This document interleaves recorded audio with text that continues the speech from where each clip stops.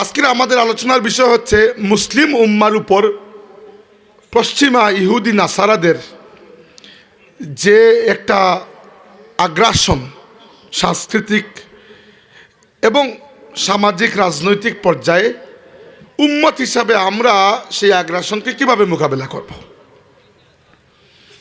মুরব্বীদের জানাও উচিত, কিন্তু মূলত তরুণরা এই ব্যাপারটি খেয়াল রাখবেন।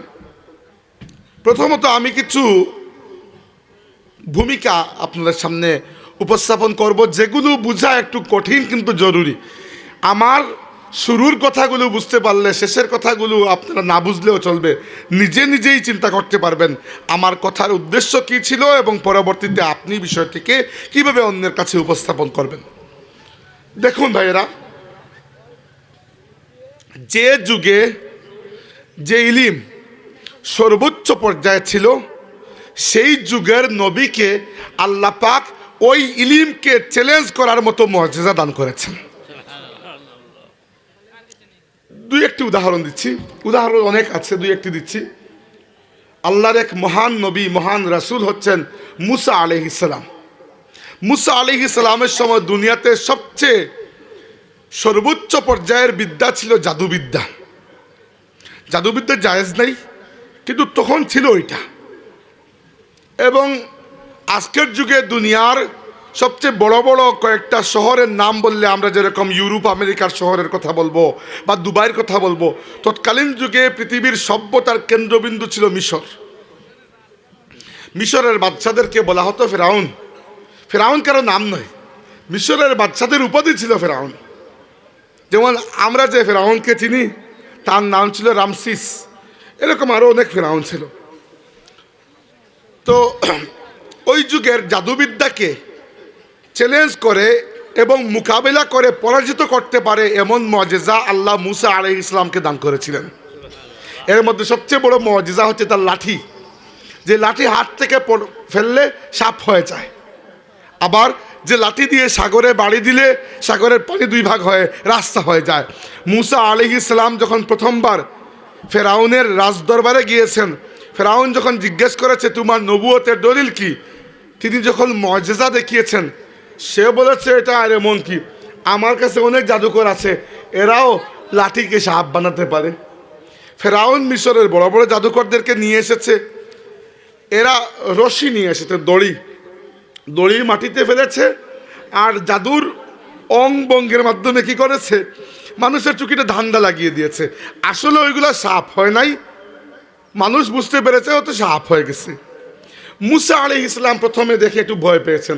তিনি চিন্তা করেছেন আমি তো মনে করেছি খালি আমার লাঠি সাপ হয়, এখন দেখি এদের দড়িও সাপ হয়ে যায়। কোরআন শরীফে আল্লাহ বলেছেন ফাআউজাসা ফি নাফসিহি খিফাতাম মুসা, মুসা একটু ভয় পেয়ে গেলেন। আল্লাহ বললেন লা তাখাফ ইন্নাকা আনতাল আলা, মুসা ভয় পেও না, তুমি বিজয়ী হবে। লাঠি ফেলে দেখো কি অবস্থা হয়। মুসা ফেলে দেখলেন যে ওই লাঠি বিশাল পাইথন অজগর হয়ে ওই সাপ সবগুলোকে গিলে ফেলেছে। বলার উদ্দেশ্য মুসার মুআজিজার কাহিনী বলার উদ্দেশ্য হচ্ছে ওই যুগের ইলিমকে এবং ওই যুগের সবচেয়ে বড় চ্যালেঞ্জকে মোকাবেলা করতে পারে সেই মুআজিজা আল্লাহ মুসাকে দিয়েছেন আলাইহিস সালাতু ওয়াস সালাম। এছাড়াও আরও অনেক মুআজিজা আছে। আরেকটা উদাহরণ হচ্ছে নবী ঈসা আলাইহিস সালাম। নবী ঈসা আলাইহিস সালাম আরও অনেক পরের, মুসা থেকে অনেক পরের, প্রায় ১,৫০০ বছর পরের নবী। ওই সময় পৃথিবীতে সবচেয়ে টপ লেভেলের ইলিম ছিল চিকিৎসা বিজ্ঞান। রোমান সাম্রাজ্য চিকিৎসা শাস্ত্রে এত উন্নতি করেছিল, কিন্তু কিছু বিষয় আছে যেখানে চিকিৎসা বিজ্ঞান আর কিছু করতে পারে না। উদাহরণস্বরূপ, মানুষ যতক্ষণ পর্যন্ত শ্বাস চলছে ডাক্তার কিছু করতে পারবে, শ্বাস নিঃশ্বাস শেষ, মারা গেছেন, আর দুনিয়া কোনো ডাক্তার কিছু করতে পারবে না। এছাড়াও, এটা তো বললাম সর্বোচ্চ, এছাড়াও আরও অনেক কিছু আছে। উদাহরণস্বরূপ, একজন মানুষ জন্মগতভাবে অন্ধ বাই বর্ন, তার চোখ সারানো যায় না। পরবর্তীতে অ্যাক্সিডেন্ট হয়ে গেলে সেটা ভিন্ন কথা, কিন্তু জন্মগতভাবে অন্ধ মানুষের চোখের জ্যোতি ফিরে না। আরেকটা রোগ আছে, ইংরেজিতে বলা হয় লেপ্রেসি, বাংলা ভাষায় কুষ্ঠরোগ। এটা এক সময় কিন্তু দুনিয়াতে দুরারোগ্য ব্যাধি ছিল, এর চিকিৎসা ছিলই না, এই কয়েকদিন আগে আবিষ্কার হয়েছে। আল্লাহর নবী ঈসা আলাইহিস সালামকে ওই যুগের সর্বোচ্চ ইলম অর্থাৎ চিকিৎসা বিদ্যাকে চ্যালেঞ্জ করার জন্য আল্লাহ এমন মুআজিজা দিয়েছেন, তিনি জন্মান্ধ ব্যক্তির চোখে হাত বুলিয়ে দিলে ওই ব্যক্তির চোখ ভালো হয়ে যেত। কুষ্ঠরোগীর শরীরে হাত বুলিয়ে দিলে কুষ্ঠরোগ শিফা হয়ে যেত। হ্যাঁ, তিনি কি করতেন? হাত দিয়ে পাখি বানাতেন। ইন্নী আখলুকু লাকুম মিনাত তৈরি কাহাইআতিত তৈরি ফাআনফুকু ফীহি ফায়াকুনু তৈরাম বিইজনিল্লাহ। কুরআন শরীফের আয়াত। তিনি নিজে বলেছেন, হে বনি ইসরাইল, দেখতে পাও না আমি মাটি দিয়ে পাখি বানাবো, ফু দেব, জিন্দা হয়ে উড়ে যাবে। এটা চিকিৎসা বিজ্ঞানের হিসাবের বাইরে কিন্তু। আচ্ছা, সবচেয়ে বড় মুআজিজা হচ্ছে চিকিৎসা বিজ্ঞান মৃত্যুর পরে ফেইল, আর তো কিছু করার নাই এখানে। কিন্তু ঈসা আলাইহিস সালামকে আল্লাহ এমন মুআজিজা দিয়েছেন, তিনি বলেছেন উহিল মাউতা বিইজনিল্লাহ। তিনি কি করতেন? কবরের পাশে গিয়ে বলতেন কুম বিইজনিল্লাহ, আল্লাহর হুকুমে জীবিত হো। কবর থেকে মুর্দা উঠে আসত, উঠে যে বাড়িতে গিয়ে ভাত খাইতো এরকম না, আবার চলে যেত এখানে। মানে আল্লাহ তাকে আর হায়াত দিতেন না, জাস্ট নবীর মুআজিজা প্রমাণ করার জন্য এক সেকেন্ডের জন্য উঠলো, তাকে সালাম দিয়ে আল্লাহর রসুলের স্বীকৃতি দিয়ে চলে গেল। এটাই, এমন নয় যে তিনি আবার দুনিয়াতে চলে এসেছেন, এরকম কিছু না। যে চলে গেছে তার আসার আর কোনো উপায় নাই। 2 নম্বর। 3 নম্বর উদাহরণ হচ্ছে আমাদের নবী সাল্লাল্লাহু আলাইহি সাল্লামের যুগে সবচেয়ে বড় ইলম ছিল সাহিত্য, কবিতা। আরবদের কবিতা সাহিত্য, আরবদের কথা সাহিত্য যে পর্যায়ের উন্নত ছিল, তারা বলতো যে আমরা আরবি আর বাকি দুনিয়ার মানুষ আজমি। আজমি মানে বুবা, কথা বলতে পারে না এরা। তারা আমাদেরকে বলে যে তোমরা তো কথাই বলতে পারো না, কথার সৌন্দর্য তো আমাদের। এটা আরবদের মত। এবং আরবদের একটা মেলা হতো বাৎসরিক, উকাজ মেলা। ওই মেলায় 60 জন কবির কবিতাকে প্রতিযোগিতার মাধ্যমে শ্রেষ্ঠ কবিতা, বছরের শ্রেষ্ঠ 7টা কবিতা প্রতিযোগিতা কম্পিটিশনের মাধ্যমে বাছাই করা হতো।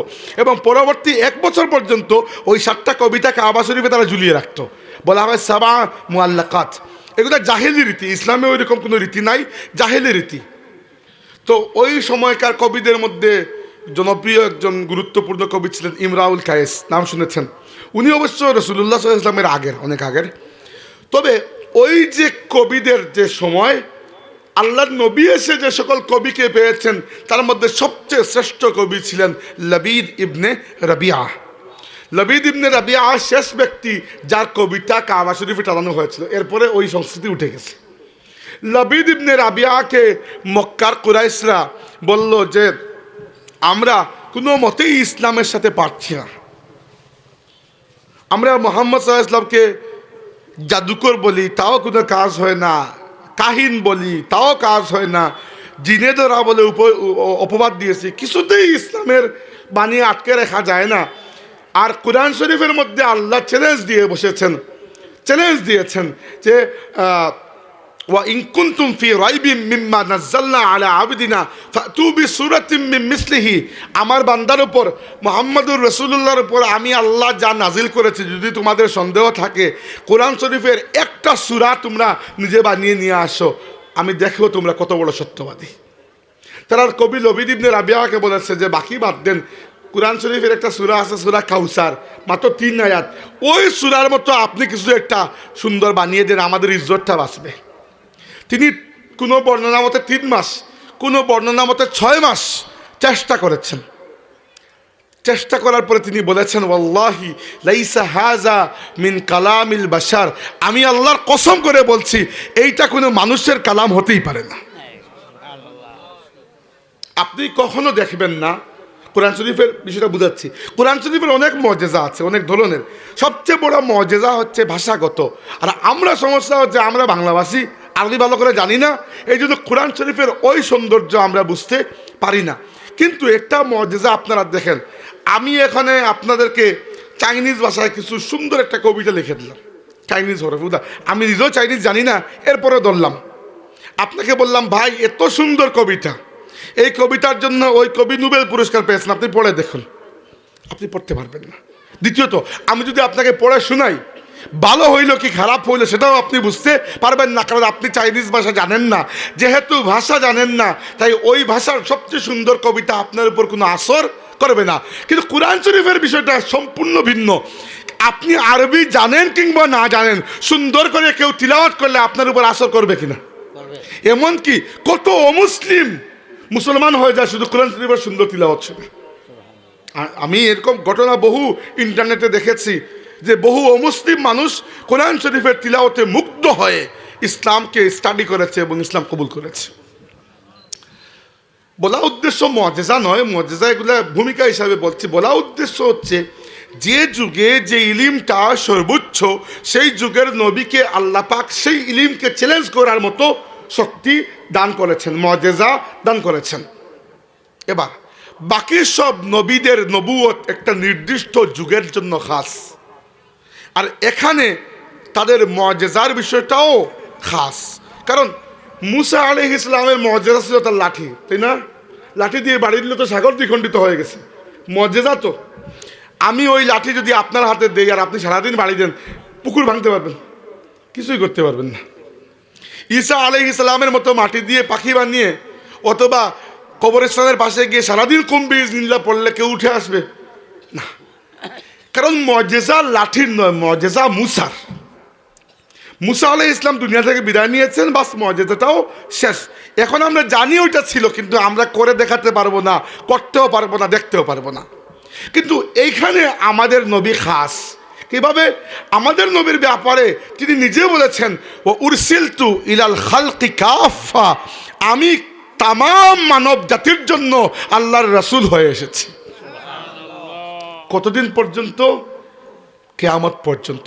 কারণ আল্লাহ বলেছেন, মা কানা মুহাম্মাদুন আবা আহাদিম মির রিজালিকুম ওয়ালাকিন রাসূলুল্লাহি ওয়া খাতামান নবিয়্যিন। মুহাম্মদ সাল্লাল্লাহু আলাইহি ওয়াসাল্লাম নবুয়তের মুহর, অর্থাৎ আল্লাহ নবুয়তের সিলসিলাকে সমাপ্ত করে দিয়েছেন, এরপরে আর কোনো নবী আসবেন না। এবং কি রাসূলুল্লাহ সাল্লাল্লাহু আলাইহি ওয়াসাল্লাম বলেছেন, আনাল আকিব আল্লাযী লাইসা বাদাহু নবী, আমার নাম হচ্ছে, আমার একটা গুণ হচ্ছে আমি আকিব। আর আকিব হচ্ছে যার পরে আর কোনো নবী থাকেন না। তবে হ্যাঁ, আল্লাহ নবী বলেছেন, লা তাকুমুস সাআ হাত্তা ইয়াদখুলুনা ইয়াখরুজুনা দাজ্জালুনা কাযযাবুনা করিবুম মিন সালাসিন কুল্লুহুম ইয়াজউমু আন্নাহু রাসূলুল্লাহ। অর্থাৎ কিয়ামতের আগে কমপক্ষে 30 জন মিথ্যাবাদী বেঈমান দাজ্জাল বের হবে, যারা প্রত্যেকেই নিজেকে আল্লাহর নবী দাবি করবে। আমাদের ভারতীয় উপমহাদেশে এই ক্ষেত্রে সবচেয়ে কুখ্যাত হচ্ছে মির্জা গুলাম আহমদ কাদিয়ানি।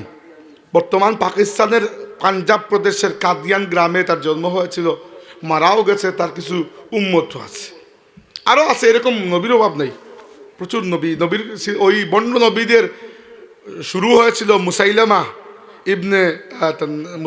ইবনে হানিফা, তার নাম মুসাইলামা ইবনে হাবিব। আল্লাহ নবী তার নাম দিয়েছেন মুসাইলামাতুল কাজ্জাব। এরপর থেকে শুরু হয়েছিল, এর মধ্যে জেন্টসও ছিল, লেডিসও ছিল। একজন মহিলাও নিজেকে নবী দাবি করেছিল, তার নাম ছিল সাজা, এবং সে তার পার্টিকে বড় করার জন্য মুসাইলামার সাথে বিয়েও করেছিল। দুজনের মধ্যে গভীর প্রেম। বন্ডের সাথে বন্ডের প্রেম থাকতেই তো পারে, তাই না? তো এই জন্য সতর্ক থাকতে হবে, এটা আকীদার বিষয়। রাসূল পাক সাল্লাল্লাহু আলাইহি ওয়াসাল্লামের মাধ্যমে নবুয়তের সিলসিলা শুধু শেষ হয় নাই, পরিপূর্ণভাবে সমাপ্ত হয়েছে, শেষ হয়েছে। এরপরে আর কোনো নবী আসবেন না। যে ব্যক্তি এরপরে নিজেকে নবী দাবি করবে আর যে ব্যক্তি ওই দাবির উপর বিশ্বাস করবে, উভয়ে কাফির হয়ে যাবে। এটা আকীদার বিষয়। আপনারা রারাই মদ্দিসা হুজুরকে চিনেন, সবাই আমরা চিনি। হুজুরের একটা বয়ানে শুনেছিলাম, তিনি বলছিলেন যে তাকে কেউ একজন বলেছে যে গুলাম আহমদ কাদিয়ানি সে নিজেকে বলতো উম্মতি নবী, মানে সে বলতো যে আমি নবী কিন্তু আবার রাসূলুল্লাহর উম্মতের মধ্যে নবী, এরকম একটা পেশ লাগাইতো। তাহলে আমরা তাকে কি বলবো? তিনি বলেছেন যে আমার মতে সে হচ্ছে খামোখা নবী। কারণ নবীর দরকার নেই, তুমি খামোখা এসেছো, এই জন্য তুমি হচ্ছে খামোখা নবী, দরকার নেই তো আর। এবার যাই হোক, বলতে চাচ্ছিলাম যেহেতু দেখেন আমাদের নবী সাল্লাল্লাহু আলাইহি ওয়াসাল্লামের নবুয়ত কিয়ামত পর্যন্ত থাকবে, অতএব আর নবীর দরকার নাই। আর যেহেতু আর কোনো নবী আসবেন না, অতএব আর কোনো উম্মতও আসবে না, আমরাই শেষ উম্মত। এবার যদি আমরা নবীর যুগ তো শেষ হয়ে গেছে, ওইটা তো বরকতময় যুগ, ওই যুগকে আল্লাহ সেভ করেছেন সাহাবীদের যুগকে। কিন্তু আমরা বর্তমানে যে যুগে আছি সেই যুগের একটা পরিচয় যদি আপনাকে আমি জিজ্ঞেস করি যে মুসা আলাইহিস সালামের যুগ ছিল জাদুবিদ্যার যুগ, ঈসা আলাইহিস সালামের যুগ চিকিৎসা বিজ্ঞানের যুগ, আমাদের নবী সাল্লাল্লাহু আলাইহি ওয়াসাল্লামের যুগ কবিতা সাহিত্যের যুগ, আজকের যুগ কিসের যুগ? It's a question. তাহলে প্রথমে আজকের যুগের কয়েকটা পরিচয়, কমপক্ষে 3টা পরিচয় তো আপনাকে আমার কাছ থেকে শুনতেই হবে। আমার মতে আজকের যুগের কমপক্ষে 3টা পরিচয় আপনাকে জানতে হবে। একটা হচ্ছে আজকের যুগের একটা পরিচয় হচ্ছে এই যুগ আখিরুজ্জামান। আখিরুজ্জামান মানে শেষ যুগ। এটা দেখি আমরা আখেরি জামানা বলি, আমি আরবি ভাষায় বললাম আখিরুজ্জামান কি জন্য? কারণ আল্লাহর রসুল সাল্লাল্লাহু আলাইহি ওয়াসাল্লাম কিয়ামতের যে কয়েকটি ছোট আলামত আমাদেরকে জানিয়েছিলেন, 2-3টি পরে বাকি সমস্ত আলামত অলরেডি প্রকাশ হয়ে গেছে, আমরা চোখের সামনে দেখছি। হ্যাঁ, কিয়ামতের বড় 10টি আলামত আছে, এইগুলা কিয়ামতের ঠিক আগে আগে একটার পরে একটা হবে এবং কিয়ামত হবে, ওইটা পরের বিষয়। কিন্তু ছোটো আলামত অনেকগুলো আছে যেগুলো অলরেডি আমাদের সামনে বাস্তবায়ন হয়ে গেছে। আচ্ছা, কিয়ামতের আলামত সবগুলো কিন্তু খারাপ নয়, কিয়ামতের মধ্যে ভালো আলামত আছে। যেমন কিয়ামতের প্রথম আলামত, প্রথম ছোট আলামত হচ্ছে রাসূলুল্লাহ সাল্লাল্লাহু আলাইহি ওয়াসাল্লামের জন্ম। কি জন্য? আল্লাহর নবী শেষ নবীর জন্ম হয়ে গেছে মানে কিয়ামত নিকটবর্তী চলে এসেছে। এটা আমি বলি নাই, রাসূলুল্লাহ সাল্লাল্লাহু আলাইহি ওয়াসাল্লাম বলেছেন বুইস্তু আনা ওয়াস সাআতি কাহাতাইন, আমি এবং কিয়ামত এমন ক্লোজ যেভাবে এক হাতের 2 আঙ্গুল ক্লোজ। আপনি বলবেন ভাই ক্লোজ কোন জায়গায়? আল্লাহর নবী সাল্লাল্লাহু আলাইহি ওয়াসাল্লাম ইন্তেকাল করার 1450-1500 বছর হয়ে গেল, কিয়ামত তো এখনো আসতেছে না। আচ্ছা, আপনার কি মনে হয় এই দুনিয়ার বয়স, এই মহাবিশ্বের বয়স বিজ্ঞানীরা বলেছেন প্রায় 13.8 বিলিয়ন ইয়ার্স, 13.8 বিলিয়ন বছর। এই 13.8 বিলিয়ন বছরের মধ্যে 1500 বছর কি একটা সেকেন্ডের হিসাব হবে? আমরা মনে করি আমরা যতটুকু দেখতেছি দুনিয়া মনে হয় যতটুকু না, আল্লাহর দুনিয়া বহু বড়। আপনি দেখতে এমনকি মানুষের বয়সও খুব বেশি না। মনে রাখবেন, আদম আলাইহিস সালাম প্রথম মানুষ, কিন্তু তিনি আল্লাহর প্রথম সৃষ্টি নয়, এর আগে আল্লাহ আরো বহু কিছু সৃষ্টি করেছেন। ফেরেশতা মানুষের আগের না পরের? বহু আগের, শুধু আগের না, জিনরাও আমাদের আগের। ওয়াল জান্না খালাকনাহু মিন ক্বাবলু মিন নারিস সামুম, আল্লাহ বলেছেন মানুষকে সৃষ্টি করার আগে আমি জিনকে আগুন দিয়ে সৃষ্টি করেছি। আল্লাহর আরশ আমাদের আগে সৃষ্টি হয়েছে, আল্লাহর লৌহ কলম কুরসি আমাদের আগে সৃষ্টি হয়েছে, ডাইনোসরও আমাদের আগে ছিল, তেলাপোকা মানুষের আগের। তেলাপোকা বহু কোটি বছর ধরে দুনিয়াতে এখনো ঠিকই আছে, দুনিয়ার অন্য প্রাণী এসে চলে গেছে, তেলাপোকা মাশাআল্লাহ ঠিকই আছে, খুব মজবুত ইমানের উপর তারা ঠিকই আছে এখনো। না, এটা সত্যি কথা, আপনার গুগলে সার্চ দিয়ে দেখবেন তেলাপোকার কিন্তু জাতি হিসাবে তেলাপোকার বয়স অনেক আগের। যেটি বলছিলাম, আজকের যুগের একটা পরিচয় হচ্ছে আখিরুজ্জামান বা শেষ যুগ। 2 নম্বর, আজকের যুগের দ্বিতীয় পরিচয় হচ্ছে এটা হচ্ছে ফিতনার যুগ। ফিতনা মানে কি? বাংলা ভাষায় ফিতনা বলতে আমরা বুঝি মানে মারামারি করা। ফিতনা মানে পরীক্ষা, জাস্ট এতটুকু। ফিতনা মানে ইবতিলা, ওয়া ইজিবতালা ইব্রাহিম, আল্লাহ যখন ইব্রাহিমকে পরীক্ষা নিলেন, একইভাবে আল্লাহ কবরের সোয়াল জবাবকে হাদিসে ফিতনা বলা হয়েছে। তো ফিতনা মানে মারামারি নয়, ফিতনা মানে পরীক্ষা। ওকে, তো আজকের যুগ ফিতনার যুগ। আল্লাহর নবী সাল্লাল্লাহু আলাইহি ওয়াসাল্লামের হাদিস, এগুলো আমি যে বানিয়ে বলতেছি কথা এরকম না, প্রত্যেকটি কথার দলিল রয়েছে আল্লাহর রসুলের কথা। আমি শুধু কথাগুলোকে একটু গুলমুল করে আপনাদেরকে প্রেজেন্টেবল উপায়ে আপনাদের সামনে পেশ করছি। রাসূলুল্লাহ সাল্লাল্লাহু আলাইহি ওয়াসাল্লাম বলেছেন কিয়ামতের আগে আখেরি জামানায় আমার উম্মতের উপর ফিতনা আসবে। কিভাবে? একটা হাদিসে এসেছে কামাউজিল বাহরি, আরেকটা হাদিসে এসেছে কাকিতাইল লাইলিল মুসলিম। আল্লাহ নবী সাল্লাল্লাহু আলাইহি ওয়াসাল্লাম বলেছেন যে অন্ধকার রাতে যেরকম দুনিয়াটা পুরো কালো নিকশ হয়ে যায়, আখেরি জামানায় ফিতনা এরকম আমার উম্মতকে একেবারে ঢেকে ফেলবে, নাউজুবিল্লাহ। আর দ্বিতীয়ত বলেছেন যে সাগরের ঢেউয়ের মতো একটার পরে একটা ঢেউ যেরকম আসে, আমার উম্মতের উপর আখেরি জামানায় একটার পরে একটা ফিতনা এরকম আসবে, বুঝলি, নাউজুবিল্লাহ। এখন তাহলে দ্বিতীয় কথা হচ্ছে এই যুগ ফিতনার যুগ। তৃতীয়তা, আমার কাছে এই যুগের তিনটা পরিচয় আমি বলেছি। প্রথমটা হচ্ছে আখিরুজ্জামান, দ্বিতীয়টা হচ্ছে ফিতনার যুগ, 3 নাম্বারটা হচ্ছে আজকের যুগ হচ্ছে গ্লোবালাইজেশন অর্থাৎ বিশ্বায়নের যুগ। পৃথিবীটা বড় ছোট হয়ে গেছে আমাদের কাছে। একবার একটা বই পড়েছিলাম, বাংলাদেশের একজন লেখক 1980-র দশকে আমেরিকায় তিনি পড়তে গিয়েছিলেন। তখন বাংলাদেশের রাষ্ট্রপতি ছিলেন জিয়াউর রহমান। উনি গিয়েছিলেন অবশ্য মানে 70-এর দশকে। তো 80-র দশকে 1981 সালে মনে হয় না 82 সালে জিয়াউর রহমান মারা গেলেন। তো ওই লেখক তার বইয়ের মধ্যে লিখেছেন যে জিয়াউর রহমান মারা যাওয়ার 3 মাস পরে আমেরিকায় পত্রিকায় খবর বের হলো যে বাংলাদেশের প্রেসিডেন্ট মারা গেছে, 3 মাস পরে।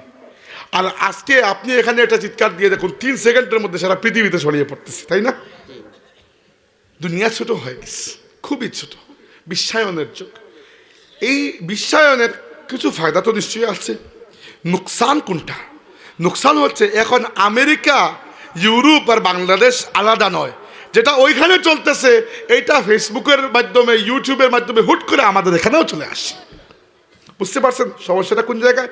এই জন্য এখন আর বাংলাদেশ নিয়ে চিন্তা করলে হবে না। আমাদেরকে যদি ঈমান বাঁচাতে হয়, সারা পৃথিবীতে কি চলছে সেটা নিয়েও সতর্ক থাকা দরকার, ভবিষ্যৎ প্রজন্মকেও সতর্ক রাখা দরকার। ওকে, আমার জন্ম 1992 সালে, আপনাদের এরকম আশেপাশে কম বেশি হইতে পারে। আমরা শেষ গ্রুপ যারা অ্যান্ড্রয়েড ফোন ছাড়া বড় হয়েছে। অ্যান্ড্রয়েড ফোন তো অনেক পরে পেয়েছি, তাই না? আপনার কি মনে হয় আমাদের পরের প্রজন্ম ফোন ছাড়া বড় হবে? মানে বুঝতে পারছেন কি বলতেছি? আমরা কিছুটা বুঝ হওয়ার পরে এই ডিভাইসগুলো হাতে পেয়েছি, কিন্তু পরের প্রজন্ম একেবারে যখন এক কান দিয়ে আজান দেওয়া হবে আর এক কান দিয়ে ফেসবুক লাইভ চলতেছে, তাই না? এইরকম অবস্থায় চলে যাবে তারা। সারা পৃথিবীর সাথে পরিচয়ের ফলে কিছুটা জ্ঞান বাড়বে, এতে তো সন্দেহ নাই। কিন্তু ফিতনা যেগুলো আমাদের ঈমান বিধ্বংসী, আমাদের সভ্যতা সংস্কৃতি বিধ্বংসী, সেগুলোর সাথেও তারা খুব কাঁচা বয়সে পরিচিত হয়ে যাবে। এটা হচ্ছে সমস্যা। তো আমার কাছে এই যুগের কমসে কম এই 3টা পরিচয়, অর্থাৎ মুসা আলাইহিস ইসলামের যুগ যদি জাদুবিদ্যার যুগ হয়, আজকের যুগ আখেরি জামানা, ফিতনার যুগ, বিশ্বায়নের যুগ, এই 3টা পরিচয় এই যুগের আছেই আছে। এবার আমরা এই যুগে কি করব? এতক্ষণ আপনারা নিশ্চয়ই আমার কথাগুলো বুঝতে পেরেছেন কি বলছি। এখন আপনারা বাকি যেগুলো বলবো খুব ইজিলি বুঝতে পারবেন যদি এতক্ষণ পর্যন্ত যা বলছি বুঝতে পারেন। আমি 1 ঘন্টার মতো কথা বলবো, 1 ঘন্টা মনে হয়ে গেছি কি আল্লাহ জানে। যাই হোক, দেখেন আজকের যুগের পশ্চিমা বিশ্ব, আমি আপনাদেরকে একটা সূত্র বলি, মনে রাখবেন, সূত্র অঙ্কের সূত্রের মতো। এই দুনিয়া ন্যায় নীতির উপর চলে না, ন্যায় নীতির উপর আখেরাত, যেটার মালিক আল্লাহ। যেহেতু আল্লাহ দুনিয়াতে মানুষকে পাওয়ার দিয়েছেন, মানুষ এই দুনিয়াকে ন্যায় নীতির উপর চালায় নাই। মানুষের আইন হচ্ছে যার লাঠি মহিষ তার। দুনিয়া এরকম চলে না? চলে। আমি উদাহরণ দেখাবো আপনাকে। একটাই উদাহরণ দিলে যথেষ্ট। 1939 সাল থেকে শুরু হয়ে 1945 সাল পর্যন্ত প্রায় 6 বছর ব্যাপী পৃথিবীতে 2য় বিশ্বযুদ্ধ হয়েছিল। প্রায় 5.5 কোটি মানুষ মারা গেছে এই বিশ্বযুদ্ধে। এরপরে সব দেশ রাষ্ট্র মিলে জাতিসংঘ তৈরি করলো এবং সব রাষ্ট্র একত্রে বসে এই সিদ্ধান্ত নিল যে মানুষের অনেক হত্যাকাণ্ড হয়েছে, আর পৃথিবীতে আমরা গণহত্যাকে সাপোর্ট করব না, গণহত্যা হতে দেব না। অথচ আজকের এই অতি আধুনিক যুগে এসে গত 1 বছর 3 মাস ধরে ফিলিস্তিনের গাজায় মুসলমানদের উপর ইসরায়েলের নিষ্ঠুর গণহত্যা চলছে। না জাতিসংঘ কিছু করতে পেরেছে, আর আমেরিকা তার সাথে লাই দিয়ে যাচ্ছে। তো বুঝতে পেরেছেন দুনিয়াটা কিরকম অন্যায়ের উপর চলে, কি রকম অন্যায়ের উপর দুনিয়াটা চলে। এই জন্য আল্লাহ রাসূল বলেছেন আমার উম্মতের উপর সাগরের ঢেউয়ের মতো ফিতনা আসবে। আপনি আন্তর্জাতিক পরিমণ্ডলে দেখুন, মুসলিম বিশ্বের প্রত্যেকটা দেশ, শক্তিশালী দেশ এক এক করে কিভাবে আস্তে আস্তে নষ্ট হচ্ছে। সিরিয়া, আপনি মনে করতে পারেন সিরিয়াতে মনে হয় সারা জিন্দিগি খালি মারামারি চলে। সিরিয়া এক সময় দুনিয়ার অতি উন্নত রাষ্ট্রগুলোর মধ্যে একটা ছিল। এটা পশ্চিমাদের ষড়যন্ত্র যে সিরিয়ার আজকে এই অবস্থা হয়েছে। লিবিয়ার অবস্থা কিন্তু ভালো ছিল। ইরাকের সাদ্দাম হোসেন যদিও পাগল কিসিমের মানুষ, কিন্তু তার নিজের দেশের জন্য সে অনেক কিছু করেছে। কিন্তু এই পশ্চিমা বিশ্ব মুসলিম রাষ্ট্রগুলোকে দুর্বল করার জন্য এমন কোনো পদক্ষেপ নাই যেটা তারা গ্রহণ করে নাই। এবার আমি যদি আপনাকে বলি যে এই দুনিয়াতে, এটা মনে রাখবেন সবসময়, যেখানে মালিকানা শুধু আল্লাহর, সেখানে আল্লাহর ন্যায় নীতি অনুযায়ী চালাবেন। যেমন আখিরাত, যেমন আল্লাহ রাব্বুল আলামিনের ফেরেশতাদের উপর শুধু আল্লাহর হুকুম চলে। যেহেতু মানুষকে আল্লাহ সামান্য সময়ের জন্য একটু পাওয়ার দিয়েছেন দুনিয়াতে, মানুষ এমন কোনো খারাপ কাজ নাই যেটা করে নাই, তাই দুনিয়াতে এটা মনে করার বিষয় নয় যে আমি ভালো মানুষ, এই জন্য সবসময় মনে হয় আমার বিজয় হবে। না, দুনিয়া এই নিয়মে চলে না। দুনিয়া প্রযুক্তি, আবিষ্কার, সব কিছুতে সামরিক শক্তি মুসলমানদের দ্বারে কাছেও কেউ ছিল না। কিন্তু আমাদের বদহাসলত, আমরা দুর্বল হয়েছি, এসব ছেড়ে দিয়েছি। এরপরে উঠেছে ইউরোপ, এবং 1950-এর ওই সময় পর্যন্ত ছিল ইউরোপ। এরপরে আসলো আমেরিকা। আমেরিকা অনেক পরে আসছে, আমেরিকা আগে এত পাওয়ারফুল ছিল না। ইউরোপ নামার পরে আমেরিকা উঠছে। এটা আল্লাহর নিয়ম, দুনিয়াতে একদল উঠে একদল নামে। কিন্তু আমরা এখন পরাজিত হয়ে আছি। হ্যাঁ, দুনিয়াতে আপনি প্রচুর মুসলমান দেখতেছেন, না এটা ঠিক আছে, সংখ্যায় আমরা অনেক, কিন্তু আমরা এত মানুষ মিলেও ফিলিস্তিনি মুসলমানদের প্রাণকে তো রক্ষা করতে পারি নাই। এমনকি আপনিও জানেন, আমিও জানি, যুদ্ধ করা লাগতো না। মুসলিম বিশ্বের এই যে 56-57টি দেশ আছে, রাষ্ট্র আছে, সেনাবাহিনী কি কম নাকি? কম না। সবচেয়ে শক্তিশালী 5টা রাষ্ট্র যদি একত্রিত হয়ে একটা পদক্ষেপ নিত, আমাদের ফিলিস্তিনি মজলুম মুসলমানদের হয়তো এই অবস্থা করা লাগতো না। ধরেন সৌদি আরব, ইরান, টার্কি, পাকিস্তান, মালয়েশিয়া, এই 5টা শক্তিশালী রাষ্ট্র মুসলিম বিশ্বে সামরিক শক্তির দিক থেকে, এরাও যদি একত্রিত হয়ে বলতো কোনো একটা পদক্ষেপ নিত, শক্তিশালী পদক্ষেপ, আজকে নিশ্চয়ই গাজার মুসলমানদেরকে এই অবস্থায় পড়তে হয় না। এটা আল্লাহর পরীক্ষা আমাদের পক্ষ থেকে, এবং আমরা এই পরীক্ষায় ফেল করেছি। হাজিরিন, দেখেন একটা বিষয়, দুনিয়াতে এখন আমাদের বাদশাহী নেই, আমরা পরাজিত। আর এই দুর্বলতার সুযোগে পশ্চিমারা আমাদের সমাজ, রাষ্ট্র, অর্থ ব্যবস্থা, বিচার ব্যবস্থা সব কিছুকে তো তারা খেয়েছেই। এবার চাচ্ছে আমাদের ইমানটাকেও খেয়ে ফেলতে। এবার চাচ্ছে আমাদের মগজ, মাইন্ডকেও তারা গুলামির মধ্যে নিয়ে যেতে। জাস্ট এটাই তো বাকি আছে, আর তো কিছু বাকি নাই। আমাদের রাষ্ট্র ব্যবস্থা পৃথিবীতে এতটা মুসলিম সংখ্যাগরিষ্ঠ রাষ্ট্র, রিসেন্টলি আফগানিস্তানে অনেকটা ইসলামী শরীয়ত ব্যবস্থা এসেছে। এছাড়া পুরো ইসলামী শরিয়া, আল্লাহর কিতাব, আল্লাহর নবীর সুন্নত অনুযায়ী, খুলাফায়ে রাশিদিনের আদর্শ অনুযায়ী কোন মুসলিম রাষ্ট্র চলে দেখাইতে পারবেন? দেখাইতে পারবেন না, তো পারবেন না। আমরা শিখেছি ওদের কাছ থেকে। এজন্য আমরা আজকে যখন আল্লাহর কাছে দোয়া করি, আমাদের দোয়াগুলো ব্যর্থ হয়ে ফিরে আসে। আমাদের মুখ নাই। আমরা আল্লাহর রসুলের সেই নূর, যে নূর দিয়ে সাহাবীরা দুনিয়াকে নূরান্বিত করেছিলেন, আমরা ওই নূর ছেড়ে পশ্চিমা বিশ্বের অন্ধকারকে নূর মনে করে নিজের মধ্যে নিয়ে নিয়েছি। হাজিরিন, এজন্য দুর্বল আমরা, আর এজন্য ষড়যন্ত্র চতুর্দিক থেকে আমাদের সামনে ধেয়ে আসছে। একটা ষড়যন্ত্র, বড় ষড়যন্ত্র হচ্ছে মুসলিম বিশ্বকে টুকরো টুকরো করে আলাদা করে রাখা। আমি আপনাকে একটা সিম্পল কথা বলি, আপনার বংশ পরিচয়, গোত্র পরিচয়, এগুলা ইসলামে কোনো সমস্যা না, থাকতে পারে। আল্লাহর নবী কারো কোনো পরিচয় ভাঙ্গেন নাই। কে মাক্কি, কে মাদানি, কে সিলেটি, কে লালাবাজারি, কোনো সমস্যা নাই। কে বাঙালি, কে পাকিস্তানি, কোনো সমস্যা নাই। কিন্তু এসব কিছুর উপরে আল্লাহ নবী বলেছেন, ইন্নামাল মুমিনুনা ইখওয়া, মুমিনরা পরস্পর ভাই ভাই। আল্লাহর নবী আমাদেরকে উম্মত বানিয়েছেন। কি বানিয়েছেন? উম্মাহ। এবং উম্মাহ কাকে বলে? রাসূলুল্লাহ সাল্লাল্লাহু আলাইহি ওয়াসাল্লাম বলেছেন, ইন্না মাসালা উম্মতি কামাসালিল জাসাদি, আমার উম্মত একটা দেহের মতো। এই দেহের একটা অঙ্গে ব্যথা লাগলে যেরকম পুরো দেহ রাতে নির্ঘুম অবস্থায় রাত পার করে, আমার উম্মতের একটা অংশে আঘাত লাগলে বাকি তাম উম্মত ব্যথা সহ্য করবে। অথচ আজকে তার প্রযুক্তি, আবিষ্কার, সব কিছুতে সামরিক শক্তি মুসলমানদের দ্বারে কাছেও কেউ ছিল না। কিন্তু আমাদের বদহাসলত, আমরা দুর্বল হয়েছি, এসব ছেড়ে দিয়েছি। এরপরে উঠেছে ইউরোপ, এবং 1950-এর ওই সময় পর্যন্ত ছিল ইউরোপ। এরপরে আসলো আমেরিকা। আমেরিকা অনেক পরে আসছে, আমেরিকা আগে এত পাওয়ারফুল ছিল না। ইউরোপ নামার পরে আমেরিকা উঠছে।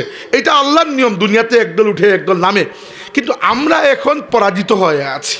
হ্যাঁ, দুনিয়াতে আপনি প্রচুর মুসলমান দেখতেছেন, না এটা ঠিক আছে, সংখ্যায় আমরা অনেক, কিন্তু আমরা এত মানুষ মিলেও ফিলিস্তিনি মুসলমানদের প্রাণকে তো রক্ষা করতে পারি নাই। এমনকি আপনিও জানেন, আমিও জানি, যুদ্ধ করা লাগতো না। মুসলিম বিশ্বের এই যে 56-57টি দেশ আছে, রাষ্ট্র আছে, সেনাবাহিনী কি কম নাকি? কম না।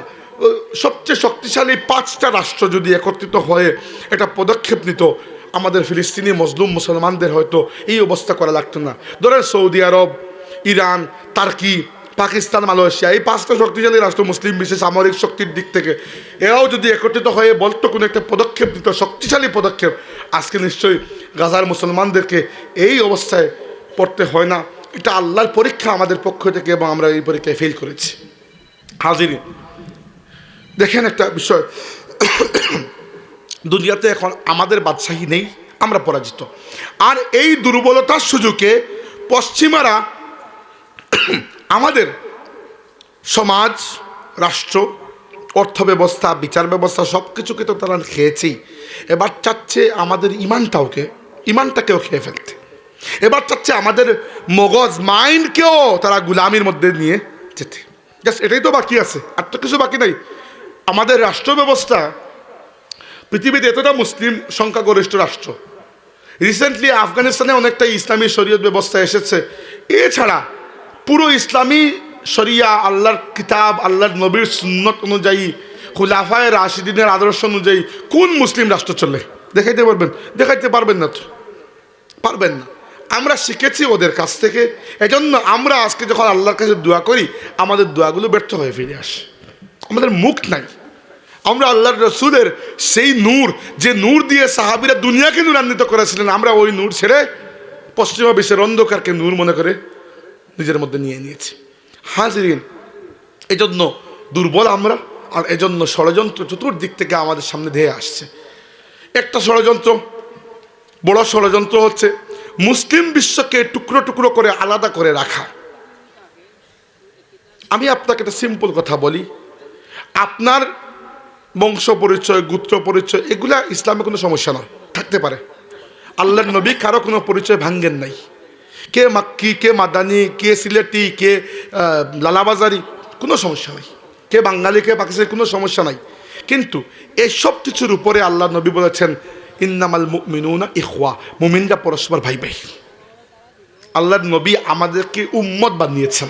কি বানিয়েছেন? উম্মাহ। এবং উম্মাহ কাকে বলে? রাসূলুল্লাহ সাল্লাল্লাহু আলাইহি ওয়াসাল্লাম বলেছেন, ইন্না মাসালা উম্মতি কামাসালিল জাসাদি, আমার উম্মত একটা দেহের মতো।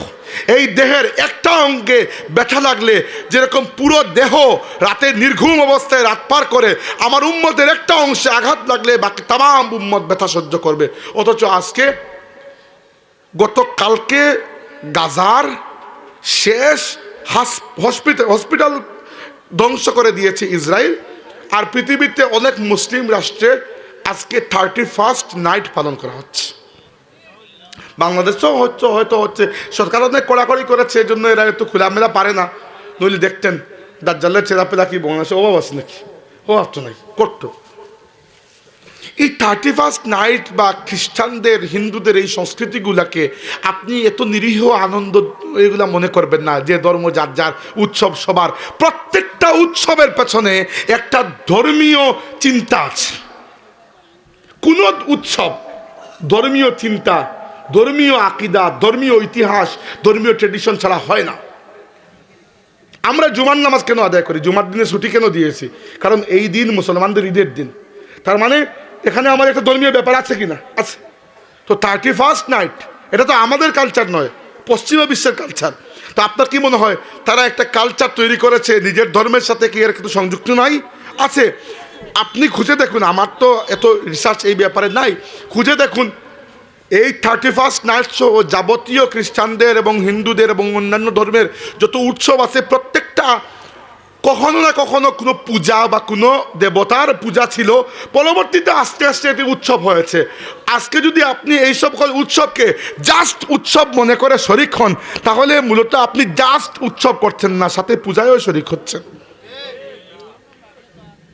এই যে খ্রিস্টানদের ক্রিসমাস কিন্তু ঈসা আলাইহিস সালামের জন্মের সাথে ওইগুলা পরবর্তীতে তারা একটা লাইন গার্ড তৈরি করেছে। আসলে খ্রিস্টানরা যখন রোমান সাম্রাজ্যে গেল এবং রোমান সাম্রাজ্য যখন খ্রিস্টান হলো, রোমানদের একটা পূজা ছিল, সেনেটেলিয়া বলা হতো ওইটাকে, সূর্য দেবতার পূজা, ওইটাকে তারা ক্রিসমাস হিসাবে পালন করতো।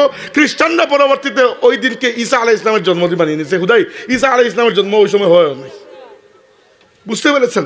তাই এই 31st নাইট আর এগুলো আমরা যা পালন করছি, আমাদের ফিলিস্তিনি মুসলমানদের সর্বশেষ হসপিটালটি, গাজার সর্বশেষ হসপিটালটি গতকালকে ইসরায়েল বোমা মেরে বিমান হামলা করে ধ্বংস করে দিয়েছে। তো দেখুন আমরা আল্লাহর কাছে কিভাবে মুখ দেখাবো যদি আমরা এত ফুর্তির মাঝে জীবন কাটাই।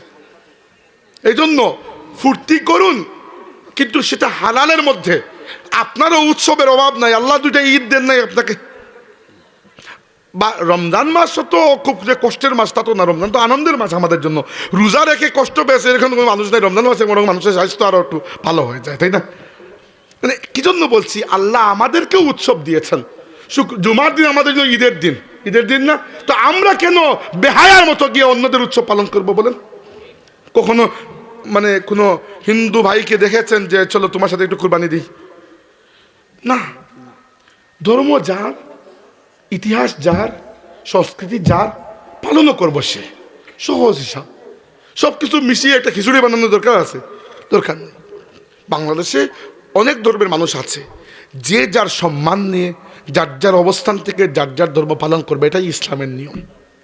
সব কিছুকে জমিয়ে খিচুড়ি বানাইয়া কোনো লাভ নাই। আসলে আমরা মুসলমান, উই আর প্রাউডলি মুসলিম, এবং আমরা শুধু ইসলামের উৎসবগুলো পালন করি। এবং আমরা এজন্য অন্য ধর্মের উৎসব পালন করি না, কারণ শুধু ইসলাম কবুল করাই যথেষ্ট নয়, অন্যদের সাথে সম্পর্কচ্ছেদ করা, কমসে কম ইমানের লেভেলে সম্পর্কচ্ছেদ করা, অন্যদের সাথে আইডিওলজিক্যাল লেভেলে যে বিচ্ছেদ আমাদের, সেটা আমাদের ইমানের পরিচয়। আপনি যদি ইসলামকেও মানেন, অন্য ধর্মের দেবদেবীকেও মানেন, অন্য ধর্মের উৎসবেও খুশি হন, তাহলে বোঝা যাবে যে আল্লাহ তাবারক ওয়া তাআলা এবং ইসলামের জন্য আপনি কোনো কিছুই ত্যাগ করতে পারেন নাই। এটা আপনার ইমানের কমজোরি। তো দেখুন একটা বিষয়, আজকের যুগে মুসলমানদের অবস্থা এত ভাগ আমাদের মধ্যে। রাজনৈতিক ক্ষেত্রে বলছি আমি আপনাদেরকে, যে আল্লাহর নবী সাল্লাল্লাহু আলাইহি ওয়াসাল্লাম, উদাহরণ দিচ্ছি, আল্লাহর রাসূল সাল্লাল্লাহু আলাইহি ওয়াসাল্লাম ইন্তেকাল করেছেন সোমবার সকালে ফজরের কয়েক ঘন্টা পরে, আর কবর শরীফে তাকে রাখা হয়েছে পরের দিন মঙ্গলবার, এর পরের দিন বুধবারে।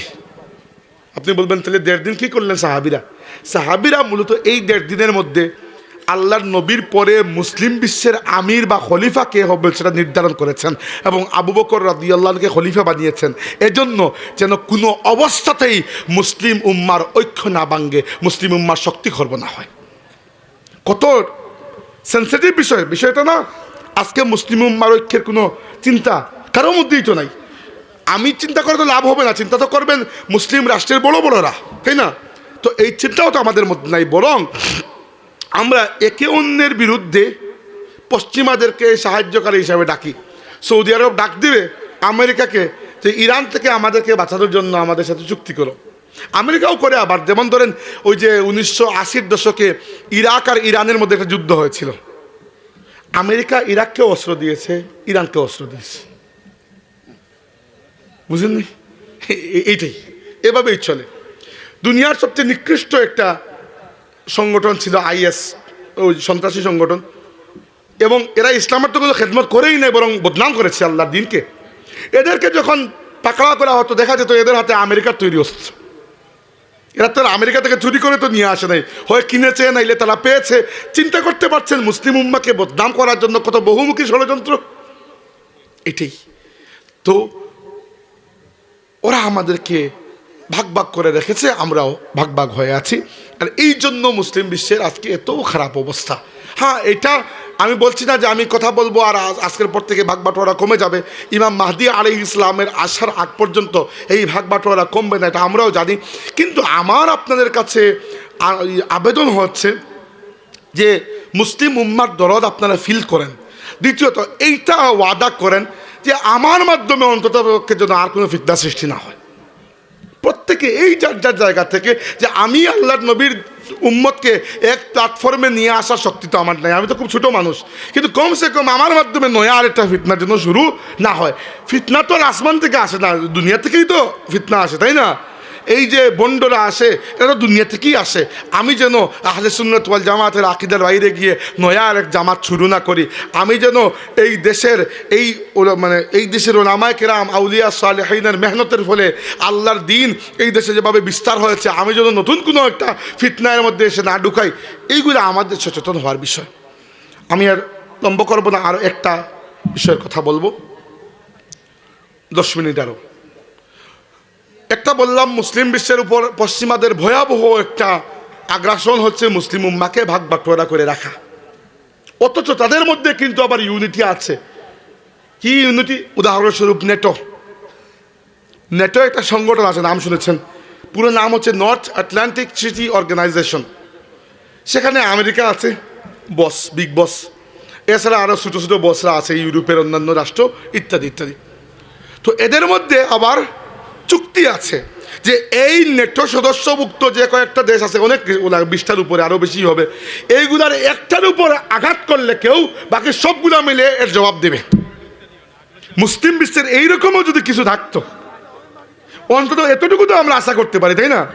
যে নেটোর মতো একটা অর্গানাইজেশন, সেটাও তো নাই। আমি বলছি না যে পুরো উম্মত এক খেলাফতের নিচে চলে আসবে না, এরকম এগুলো তাহলে স্বপ্ন, এগুলো তো হবে না, বুঝতে পারতেছি ইমাম মাহদি আলাইহিস ইসলামের আগে। কিন্তু কমসে কম নেটো স্টাইলের একটা অর্গানাইজেশন থাকতে পারতো। একটা আছে OIC, কী করা যায় না, মনে হয় বসে খালি পেঁয়াজি খায়, কোনো একটা পদক্ষেপ তো কখনো দেখলাম না আমরা। তো নেটো স্টাইলের কোনো একটা সংগঠন তো থাকতে পারতো। দ্বিতীয়ত, এটা বললাম রাজনৈতিক ক্ষেত্রে, যেখানে আমাদের করার শক্তি কম। এবার আসুন আমাদের ব্যক্তিগত, আমাদের সামাজিক ব্যক্তিগত পারিবারিক জীবনে। এখানে এসে পশ্চিমাদের বড় একটা আগ্রাসন হচ্ছে সাংস্কৃতিক আগ্রাসন। দেখুন ভাই, রাজনৈতিক আগ্রাসন দিয়ে একটা রাষ্ট্রকে পুরোপুরি দখল করা যায় না। কিন্তু ব্রিটিশরা 200 বছর এই উপমহাদেশ শাসন করেছে, তাই না? 1757 থেকে 1947, 190 বছর। কিন্তু পুরো ভারতীয় উপমহাদেশের শতভাগ জায়গাতে তারা শাসন করেছে এমন নয়। বহু জায়গা ছিল যেগুলোতে হিন্দু বা মুসলিম নবাবদের এলাকা ছিল, ওইগুলোতে তারা শাসন করতে পারে নাই। এত শক্তি থাকার পরও 100% এলাকা তারা কাভার করতে পারে নাই।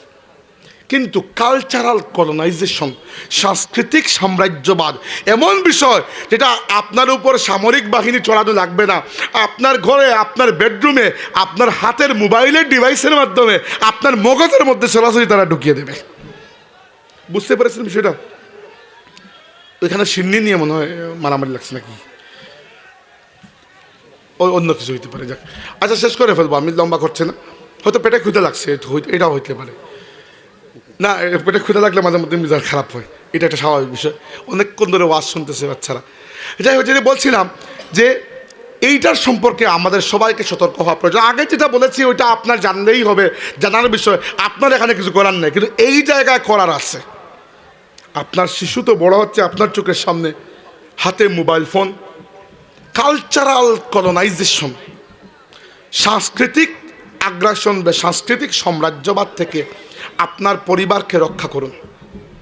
আজকে পৃথিবীতে সমকামিতাকে বৈধতা দেওয়া হচ্ছে। ট্রান্সজেন্ডার অর্থাৎ অপারেশনের মাধ্যমে পুরুষ লিঙ্গকে পরিবর্তন করে স্ত্রী আর স্ত্রীলিঙ্গকে পরিবর্তন করে পুরুষ হয়ে যাওয়ার এই যে খবাসত, এই যে আল্লাহর সাথে ভয়াবহ নাফরমানি, এইটাকে বৈধতা দেওয়া হচ্ছে। এছাড়া আরও নানা কিছু আছে, বলে শেষ করার মতো নয়। আপনি দেখুন আজকে মুসলিম রাষ্ট্রগুলোতে মদ বিক্রি হয়, মদের ছড়াছড়ি, জুয়া, এর থেকে কোনো কিছু যেটা একটা অমুসলিম রাষ্ট্রে হতে পারে। আজকে দেখুন যে ভূমিকে আমরা শুধুমাত্র আল্লাহর রসুলের কদম মুবারকের বরকতে কাবা শরীফের কারণে মহব্বত করি, সেই আরবের জমিনে আরবের রাজাবাদশারা আজকে কোন পর্যায়ের নাফরমানি করতেছে। ওই দিন দেখলাম যে সৌদি আরবের জেদ্দায় সম্ভবত বা রিয়াদে একটা কনসার্ট হচ্ছে, এবং কনসার্টে পেছনে কাবা শরীফের রেপ্লিকার মতো কিছু এটা তারা বানিয়ে রেখেছে। কনসার্টে হয়তো 3D অ্যানিমেশন অথবা 2D হতে পারে, ভিডিওগ্রাফির মাধ্যমে, আই ডোন্ট নো অ্যাকচুয়ালি, কিন্তু আমি দেখেছি।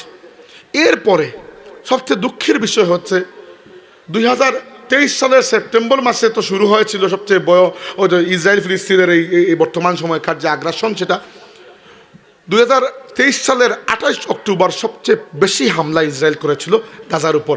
পুরো বিদ্যুৎ এবং ইন্টারনেট বন্ধ করে সারা রাত কার্পেট বম্বিং করেছে গাজার উপরে, পুরো রাত। আল্লাহর নবীর উম্মত বড় কষ্টের মধ্যে ছিল। সেই রাতে সৌদি আরবের জেদ্দায় রিয়াদ সিজন বলে একটা গানের কনসার্ট এবং গেম ইত্যাদি ইত্যাদির আয়োজন ছিল। তো অনেকেই আবেদন করেছেন যে আল্লাহর নবীর উম্মতের উপরে তো ভয়াল একটা সময় যাচ্ছে, আজকে রাতের জন্য অন্ততপক্ষে আপনারা এটা অফ করুন। সৌদি আরবের সাংস্কৃতিক বা কি মন্ত্রী জানো, তুর্কি বিন আবদুল্লাহ ভাই টাইপের, মোহাম্মদ বিন সালমানের চাচা তো ভাই বা এরকম কিছু একটা আত্মীয় স্বজন, তো সে বলেছে যে গাজার কি হচ্ছে না হচ্ছে এর সাথে সৌদি আরবের কনসার্ট বন্ধ হবে না। হয়ও নাই। এরপরে এই উম্মতের উপর আল্লাহর দয়া করতে আসবে। আল্লাহ যদি এখনো দয়া করতেছেন, এটা তো আমাদের নবী সাল্লাল্লাহু আলাইহি ওয়াসাল্লামের বরকতে। আমাদের তো দয়া পাওয়ার মুখই নাই।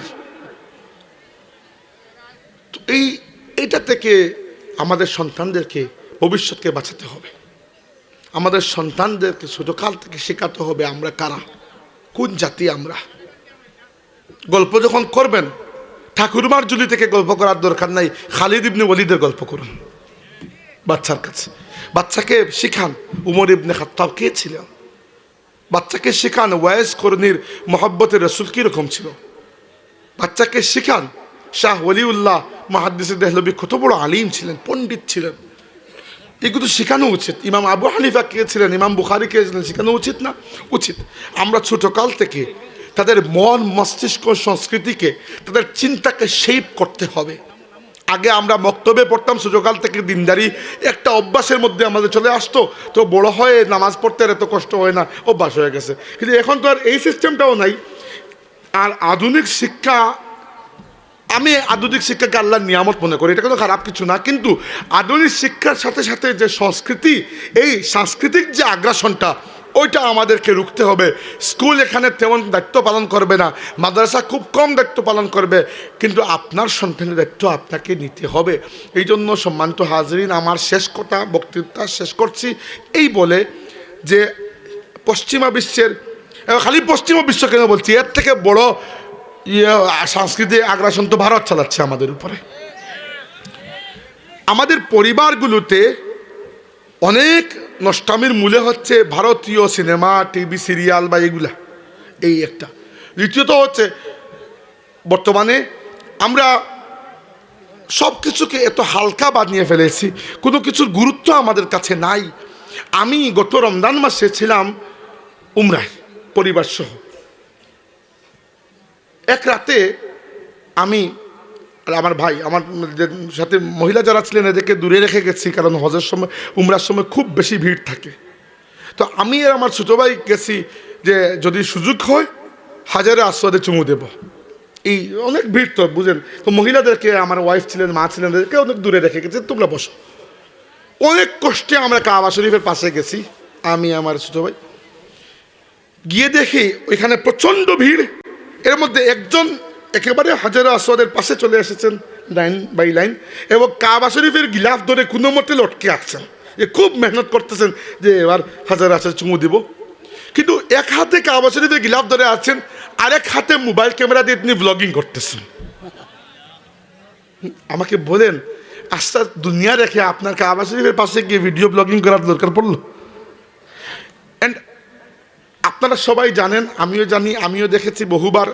আপনারা হয়তো যারা উমরায় গেছেন, হজে গেছেন, রওজা শরীফ তো জিয়ারত করতে গেছেন, দেখেছেন এইটা, যে ওইখানে এরকম হালকা বানিয়ে নিয়েছে মানুষ সব কিছুকে, যে রওজা শরীফে জিয়ারত করার নর্মাল সিস্টেম হচ্ছে মানুষকে ঢুকায় একটা দরজা দিয়ে, যে বাবে জিবরিল দিয়ে, বাবু সালাম দিয়ে, উল্টা বলতেছি মনে হয়, আর স্বাভাবিক সোজা হেঁটে যাবেন, হেঁটে যাওয়ার সময় বাম পাশে রওজা শরীফ পড়বে, সামান্য সময় দাঁড়াতে দেবে, এখানে সালাত সালাম পেশ করে আপনি আবার বেরিয়ে যাবেন, এটাই নিয়ম।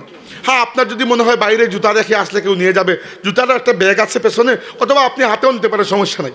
কিন্তু আমি নিজে দেখেছি যে এক হাতে জুতা, আরেক হাতে মোবাইল ফোন। ভিডিও চলতেছে, এই দিক থেকে জনাব যাত্রা শুরু করলেন আর ওই দিক থেকে জনাব বের হয়ে গেলেন। ওই জনাবকে যদি জিজ্ঞেস করে যে জনাব রোজা শরীফ এক্স্যাক্টলি কোন ভাষা ছিল, তিনি বলতেও পারবেন না, বিকজ রোজা শরীফ ওয়াজ নট এ কেস। তার উদ্দেশ্য ছিল ব্লগিং করা। এমনকি এর থেকে আর এগুলা কারা করে জানেন?